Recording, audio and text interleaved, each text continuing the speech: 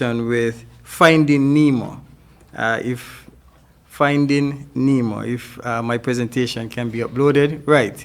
So our wonderful planning team and NEMO, in celebration of the International Day for Disaster Risk Reduction, they would have come up with a week of activities. And Miss Petty and Miss Southwell and a happy group of my staff came up with this wonderful challenge. How do we educate people by using some methods to draw them out, as they said, from the current challenges that we are facing? And as you can see on the screen, a number of criteria were developed. So again, Ms. Eureka Lennon-Petty from the planning unit led this team. The exercise required participants to complete and submit tasks. So there were a number of tasks that were given, and you were to complete these tasks and submit them. Finding Nemo was added to this year commemoration and commemoration. I'm not going to basically read everything because you can see it on the screen. And the goal for this year for the IDDR activities was to combat depression and somber moods being experienced by residents because of the current pandemic environment. So the planning committee sought to encourage individuals to take a break from those challenges, that global challenge. So they came out with this particular activity so that we could get out of this mental state of lockdown. So the hunt, which was when it was first posted, it took approximately 15 minutes for the first applicant to register, and from then, there was a constant stream of registration within the first 24 hours. Ms. Beres Williams, the district coordinator, stepped up to the plate, according to the team, and actually elevated the difficulty of the tasks. And these tasks, the initial tasks, according to the team, were designed by Ms. Petty. She thought that the tasks were too easy and we might have persons complete all the tasks before we can actually finish the entire period for the game.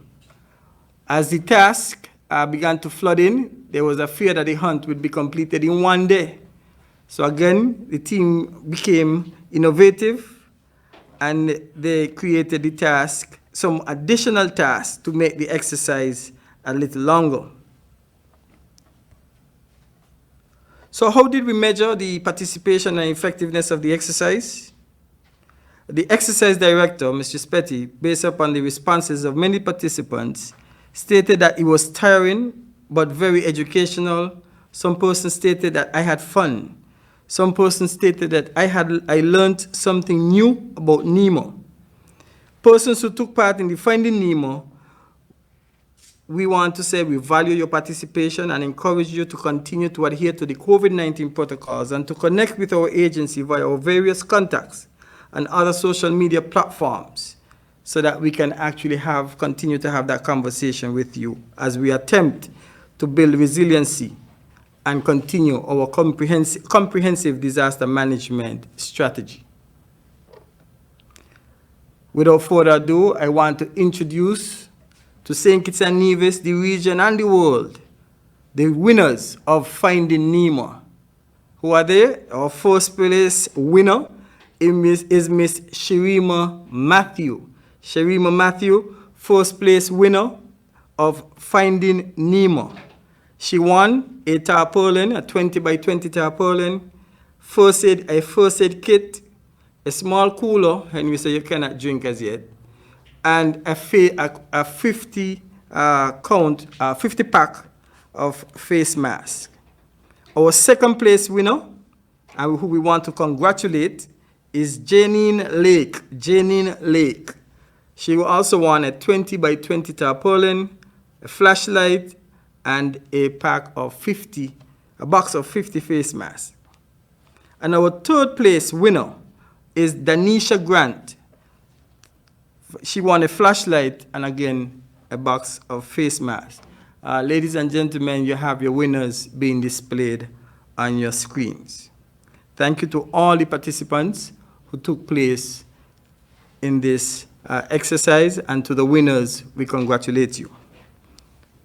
I don't want to make much for the mention, but just to say that we have a vital assets asset in our fight against the COVID-19 as we continue to delicately manage the COVID-19 situation in St. Kitts and Nevis. No, the field hospital is that we have the expectation that we are going to have multiple cases, that we're going to be overrun with cases. It's a mitigative asset. It's a proactive approach supported by our international cooperation and partnership for us to be ready to respond to the need if it ever arises. Ladies and gentlemen, crisis is not only created by natural events. There are man-made events and other events that can create many challenges that can lead to crisis. At present, around the globe, there is a global supply chain bottleneck.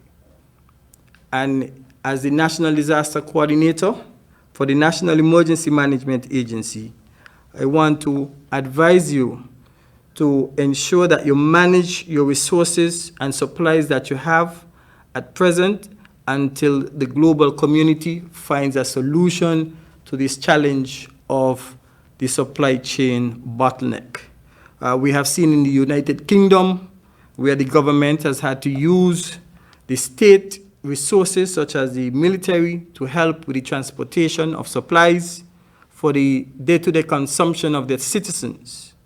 And we also see that in the United States, Los Angeles Port, one of the busiest ports, have adopted a 24-hour, around-the-clock work schedule to help with the bottleneck. And my understanding is as well, in St. Kitts and Nevis, we have not been impacted or affected, but the potential to be impacted and affected in the delay of supplies as a state or country that relies on 90% of importation for supplies for daily consumption.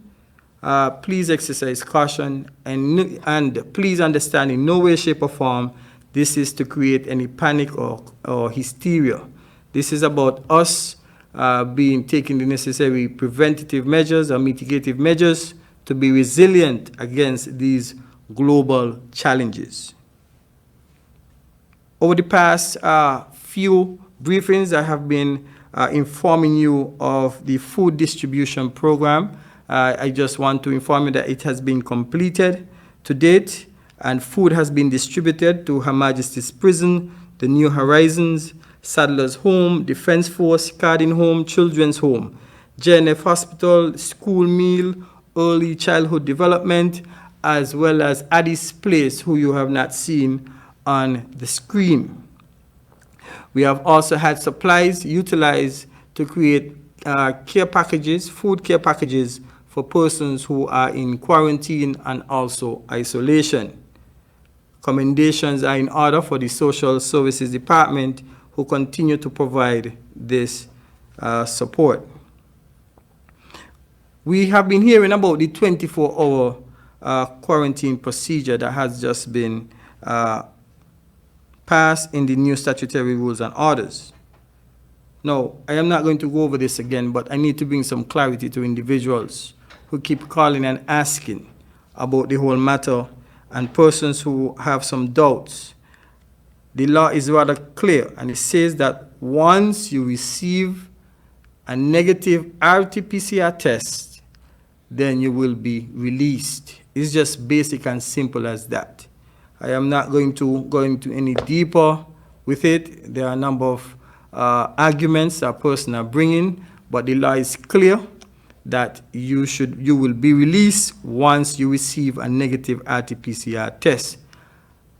That does not mean that if you come in the country with a test that you took 24 hours before, that is not a valid test for you to be released from quarantine within 24 hours. That's your travel entry test. Also, critically important for you to note that if you want to integrate into society, it's an RT-PCR test. The antigen and the rapid test we said last week is something that it's being proposed to the cabinet for consideration for persons who want to travel overseas once the country accepts or the destination accepts rapid or antigen tests. So I wanted to bring some clarity to that. Some other clarity I wanted to bring, sorry to go back there, is that the field hospital is not stationary to Warner Park. So it's not like we have all sorts of persons and we are taking them to Warner Park and the hospital is there. The reason why the field hospital was erected, assembled at the Warner Park was because the inspectors, the team, the group of technical persons that would have visited a number of sites, they actually recommended the Warner Park because of the wide open area or the wideness of the Warner Park. This is critical for you to understand. Because of the configuration and the various concepts in which the field hospital can be erected, or they call them shelters, can be erected, we needed that ample space so the participants or the technical persons who are going to be, who were trained to assemble and disassemble the 40-bed field hospital would understand the various concepts in which it can be utilized and erected. That's why Warner Park was chosen as the area for training. Again, we have heard from the Ministry of Health this morning in the handing over ceremony that the area identified for the erection and operationalization of the field hospital will be the JNF premises. So I hope that brings some clarity to persons who have been concerned that we have a number of persons or a bus load of persons all over, and we're gonna take COVID-19 people and take them to Warner Park and they're gonna be there. That's not the case. That was never the case. And I hope we have clarity on that. Now, we have also been receiving a number of reports, and Superintendent Henry emphasized on it.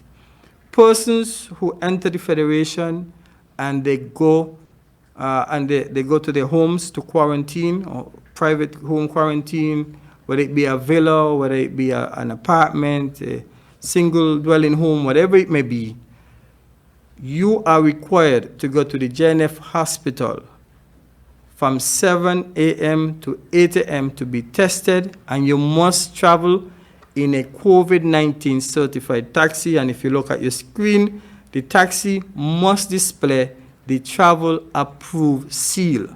And that is how the travel approved seal looks like. It almost looks like a belt running through a suitcase. Please abide by this policy. We are seeing persons, based on the reports that we are getting, having persons pick them up at home. They are driving in front of the vehicles, and they are going to the JNF hospital to be tested. And these same individuals are picking up the person upon completing their testing and taking them home. That's a violation, because the regulation is rather clear that no one should visit a quarantine site. So please ensure that you follow the protocols. We are doing our best to get back to a sense of normalcy, so you need to help us. Next slide, please. We are experiencing some weather conditions within the region. Mr. Elmer Burke and I would have had a discussion, and he would have stated that there's a tropical wave that is passing through the region that will bring about some showers off and on. So everyone, please exercise cautions when traversing through the road and communities, in particular the areas where our waterways interact with our road network. Also, it's important, walk with your umbrella if necessary, and protect yourselves and your households.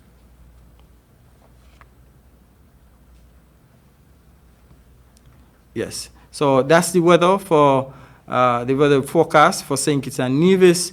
Tonight, partly cloudy with a 70% chance or high chance of showers. Tomorrow, partly cloudy with a 60% or moderate chance of showers. Sunrise tomorrow, 6:03 a.m. Sunset tomorrow, 5:51 p.m. I want to thank